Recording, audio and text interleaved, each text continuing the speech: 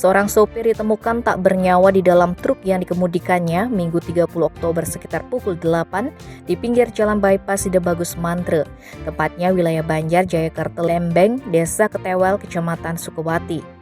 Informasi yang berhasil dihimpun di lapangan menyebutkan peristiwa itu bermula ketika pada Sabtu 29 Oktober sekitar pukul 10 WITA sopir truk bernama Jumasin Budiono Heri, 53 tahun asal Bondowoso, Jawa Timur datang ke gudang salah satu saksi bernama Iketut Gede Sri Nuade, 39 tahun warga Kecamatan Selat Karangasem yang juga pemilik kendaraan.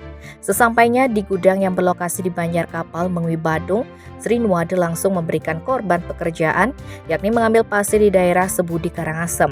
Saat itu saksi memperkirakan korban semestinya sudah kembali dari Karangasem sekitar pukul 23 WITA. Namun hingga Minggu 30 Oktober sekitar pukul 5 WITA korban tak kunjung tiba di gudangnya. Sehingga saksi mencoba mencari korban dengan menyusuri rute arah Sebudi menuju Kapal Mengwi. Sekitar pukul 6:30 WITA saksi melihat mobil truk yang dikendarai korban terparkir di Jalan Bypass Sidabagus Mantre. Saat dicek ternyata korban sudah dalam kondisi telung di dalam truk dan keadaan kaku. Atas kondisi tersebut, saksi kemudian melapor kejadian tersebut kepada pihak kepolisian. Kapolsek Sukawati Kompol Deki Hendra Wijaya dikonfirmasi terpisah mengatakan, berdasarkan hasil olah TKP saat ditemukan mulut korban mengeluarkan darah dan sekujur tubuh korban sudah membiru dan kaku. Kemudian ditemukan obat-obatan, pihaknya belum bisa memastikan penyebab kematian korban.